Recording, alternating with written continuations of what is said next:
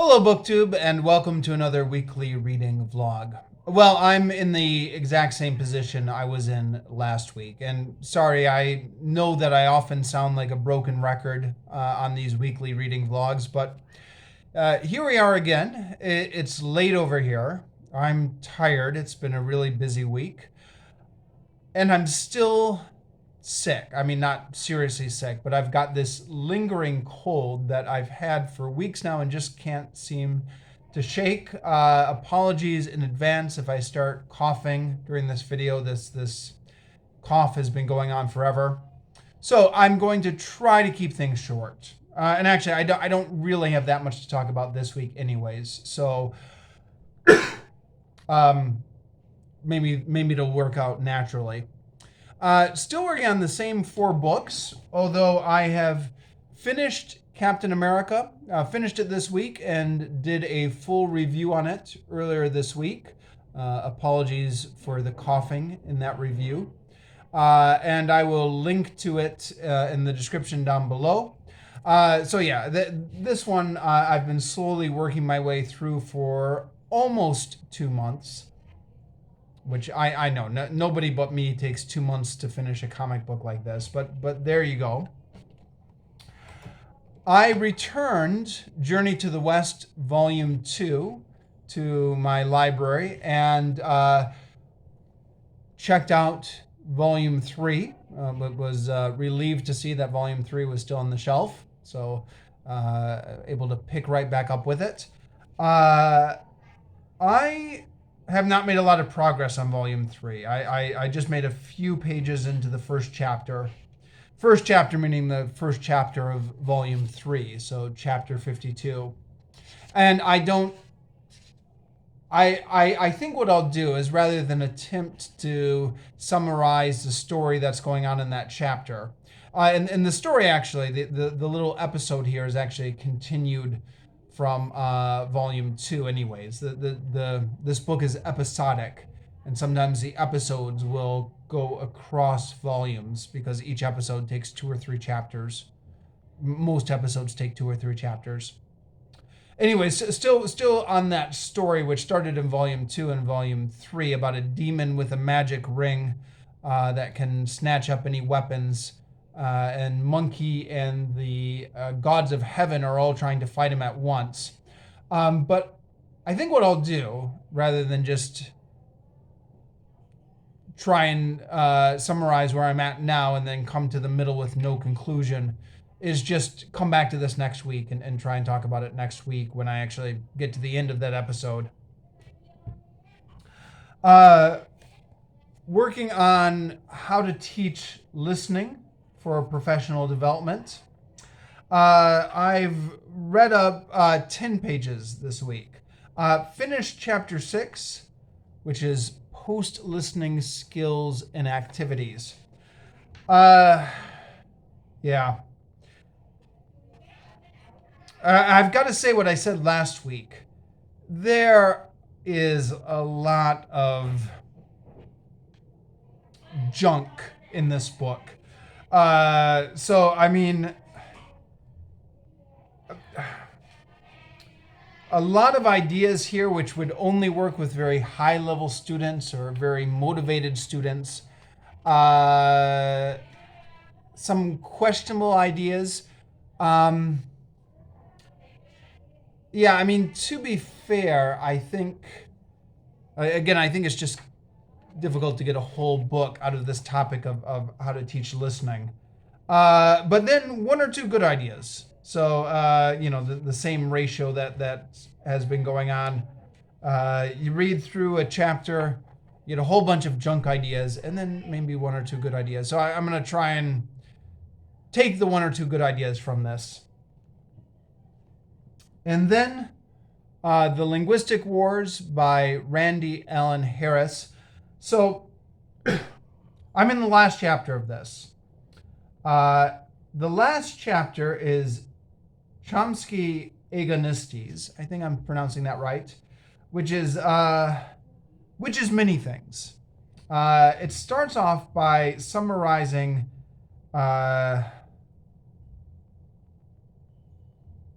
Yeah, actually, maybe I should back up. I finished chapter 9, The Aftermath, which had some interesting things about linguistic theory. Um, but yeah, chapter 10, Chomsky Agonistes. This, I think I've mentioned a couple times before. When I first got this book, I was flipping through it and just found myself reading a large section of this chapter, just flipping through it way back in December, and finding it very interesting. And I've for a long time had found Chomsky a fascinating figure.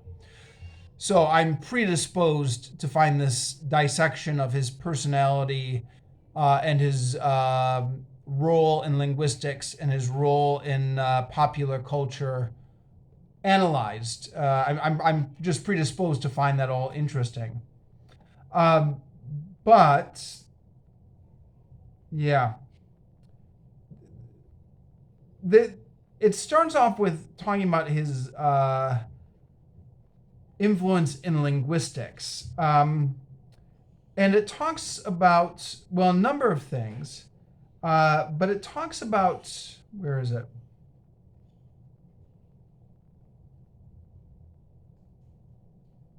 Actually, maybe some of this was actually in the previous chapter. Let me double check this.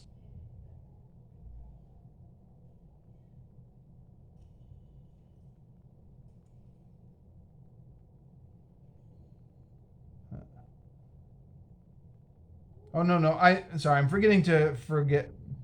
No, I think it was all in chapter 10 if I'm remembering right. Maybe this was in chapter 9. But talks about how in the 90s Chomsky became such an icon. And I vaguely remember this because I found out about Chomsky at the tail end of the 90s. I was just finishing up college when I heard about him. I went to a conservative college, but talks about how he was really popular with rock stars back then. Talks also about Steven Pinker's book, The Language Instinct, and how that popularized Chomsky's theories. Now, the Language Instinct is another thing I came to late. It was published in 1994, I believe. I didn't read it until 2010.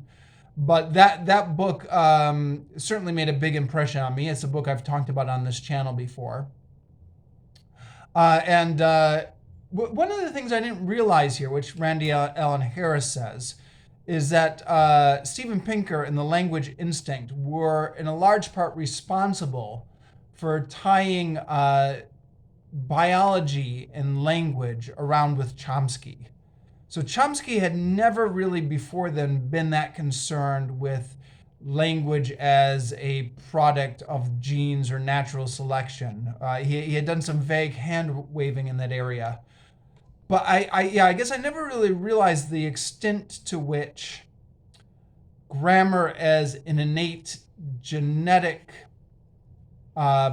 predisposition was so much tied to Pinker's interpretation of Chomsky's theories rather than Chomsky himself.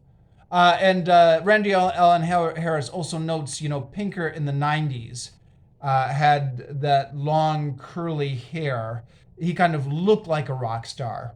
And so he said he finds some synchronicity between Chomsky's popularity with the rock stars in the 90s and his popularization by a cognitive psychologist who dressed and looked like a rock star.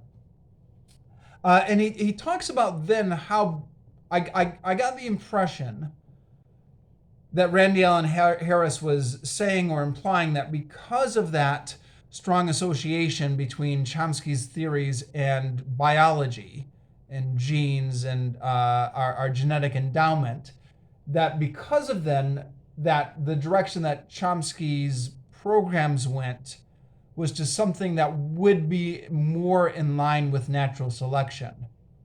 So up until this time, Chomsky had really elaborate theories for the language mechanisms in our brain. Language theories that were so elaborate that it would be difficult to account for natural selection. So, why would natural selection have all these elaborate grammar rules as a byproduct of evolution? Chomsky before then hadn't really cared that much about natural selection, and there's something that's mentioned briefly. Maybe it's in a footnote, or maybe it's just in a part of the text, but I guess in the most of the 20th century, there just wasn't that much research done on genetics and natural selection that it didn't really affect the field of linguistics when Chomsky was in his heydays in the 60s. But since then, it's become a big concern. And so Chomsky's minimalist program has been designed to somewhat address that. And yeah, there's some discussion about the program, and anytime this book starts to get towards the linguistic theories, I sort of only half understand it, or I don't know, maybe it's my fault. Maybe I find myself tuning out. This is you can't see that, can you? Well, it's a graph of Chomsky's latest theories. One of the points he makes in this chapter is that Chomsky changes his theories, has changed his theories so many times since the 1960s. He's got this really great quote from Hamlet, which he says kind of epitomizes Chomsky's relationship with the linguistic field. So Hamlet is talking to Polonius, and Hamlet says, "Do you see yonder cloud that's almost in shape of a camel?" And Polonius says, by the mass, and 'tis like a camel indeed." Hamlet says, methinks it is like a weasel." Polonius says, "It is backed like a weasel." Hamlet says, "Or like a whale." And Polonius says, "Very like a whale." So the idea that Chomsky changes his linguistic theories, completely revamps them every 10 years. And then the linguistic community goes along with that, creating like a Hamlet and Polonius type dialogue. Although in the subsequent page, he goes on to clarify that